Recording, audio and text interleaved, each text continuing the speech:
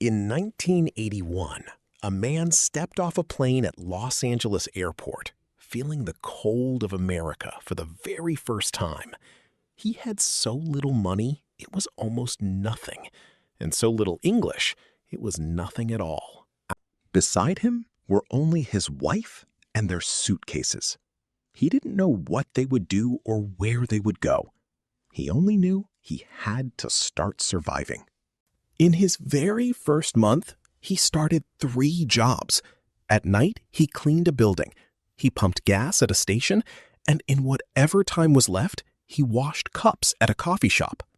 3 jobs at once. He had no time even to sleep, but he had no intention of stopping.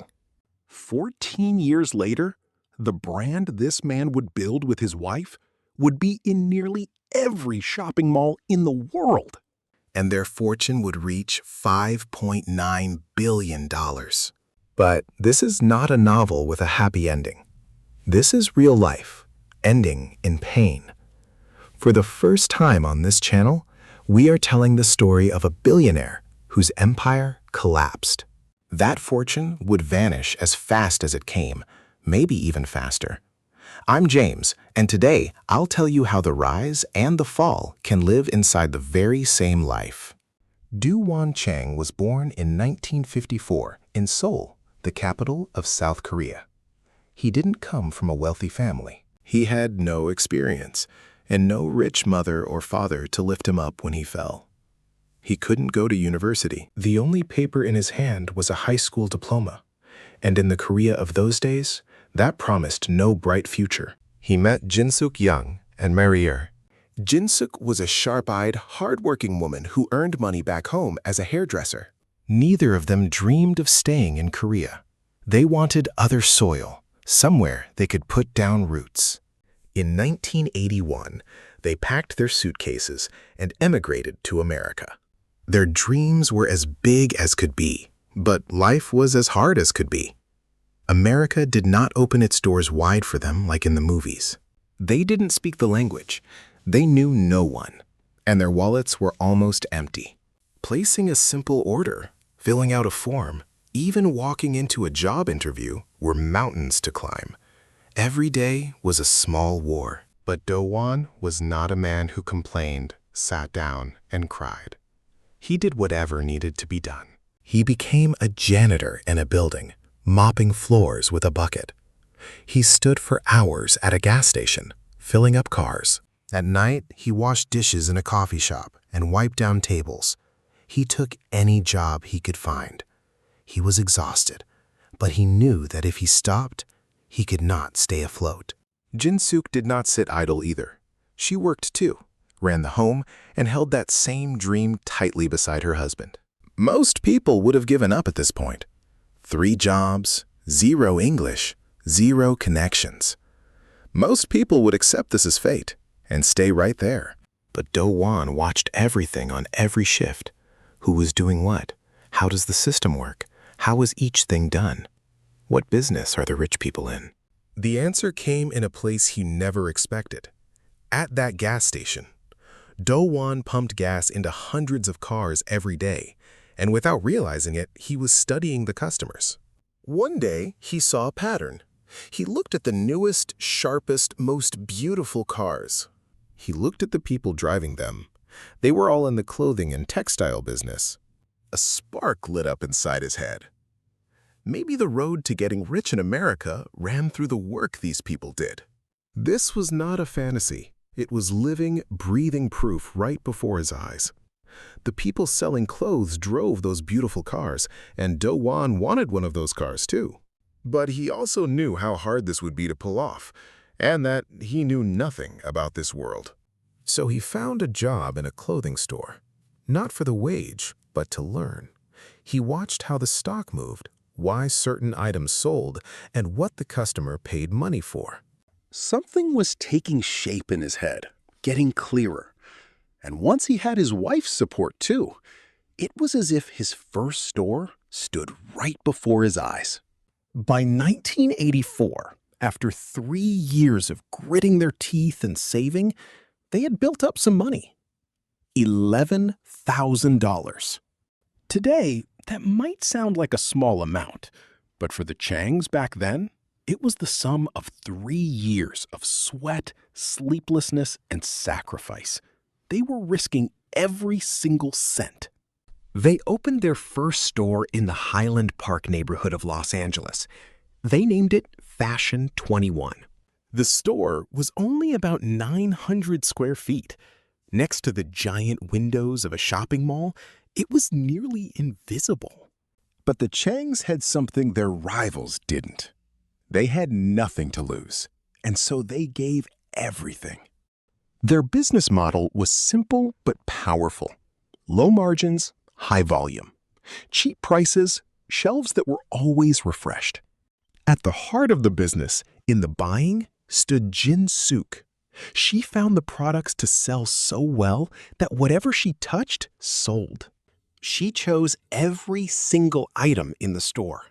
Whatever was new, fast, and in fashion, she grabbed and placed at the very front. The customers noticed this too. Whatever was trending, whatever was the new collection, it was here.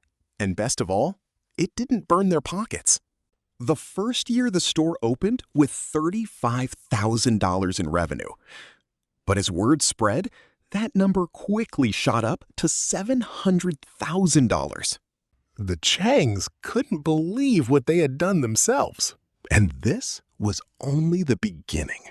After this success, they changed the store's name. Now it carried the name millions would know by heart, Forever 21. Won was not a man who thought small. One store had worked, so what about hundreds of them? His strategy was aggressive and clear. He would open a new store every 6 months, and he kept his word. Forever 21 spread like a wildfire.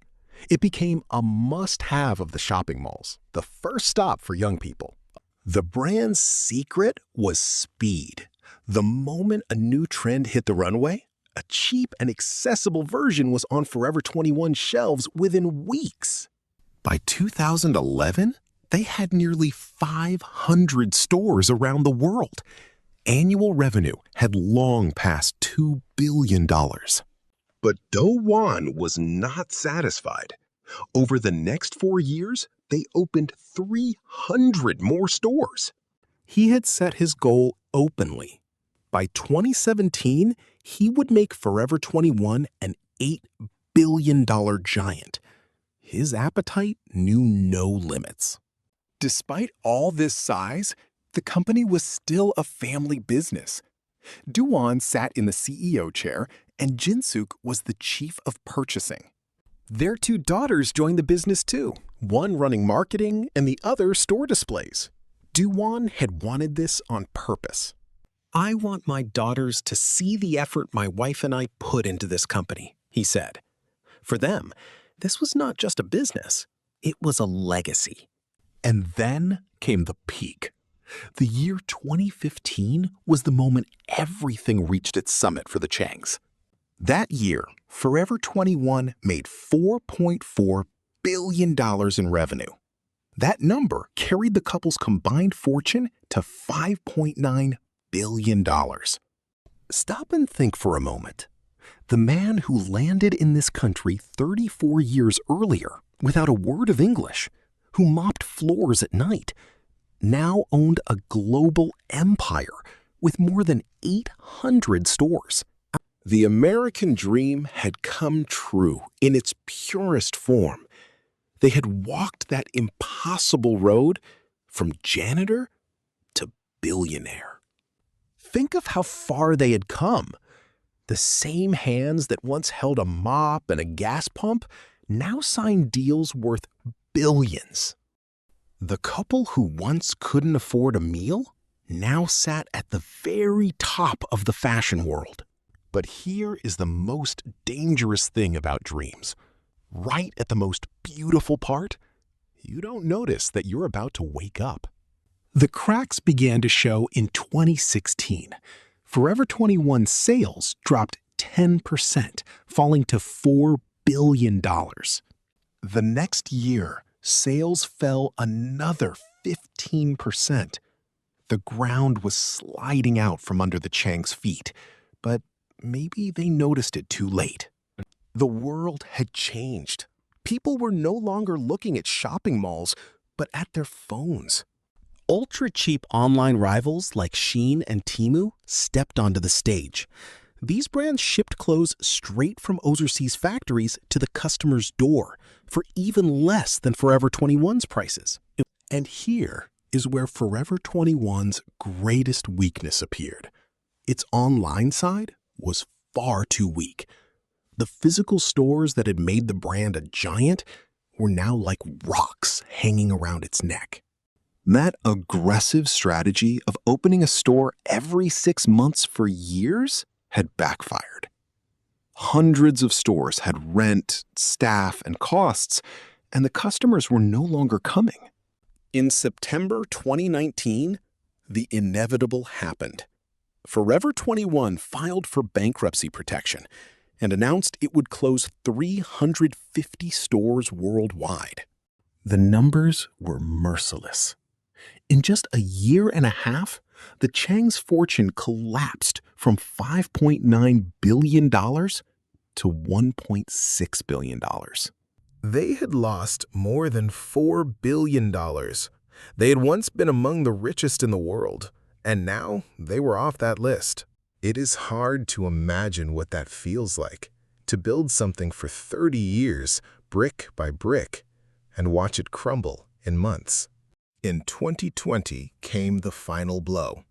That once massive empire was sold for just $81 million, almost nothing next to its old value. Maybe the story could have ended there, painfully, but with dignity. But it didn't. The new owners who bought the brand tried to keep Forever 21 alive for years. They struggled to give it one more breath. But in 2025, the inevitable end arrived. Forever 21's American arm filed for bankruptcy a second time, and this time there was no return. All remaining American stores closed. The brand that was once in every shopping mall was wiped completely from the country where it was born. The reason was the same again, only stronger. A customs rule called de minimis let cheap Chinese imports enter America, almost tax-free. Forever 21 could not stand against this flood. The brand that once chased trends was now being crushed by the trend itself. The Chang's story whispers two painful lessons to anyone who listens carefully. The first is this: growing fast does not always mean being strong. If you rise before your foundation is solid, that height one day makes your fall even harder. The aggressive expansion that made Forever 21 a giant became the rope that strangled it in the end. The same muscle was both its greatest strength and its deadliest weakness. The second lesson is even deeper. No empire is eternal. The world changes without ever stopping, and even the biggest brand that can't keep up can one day turn to dust. Now go back to the beginning and think of that man again. The young man mopping floors at night in a foreign country, without a single word of English. That man built a $5.9 billion empire. And that same man watched the empire he built with his own hands turn to ashes. The American dream came true for them. But no one had told them that dreams, too, can one day come to an end.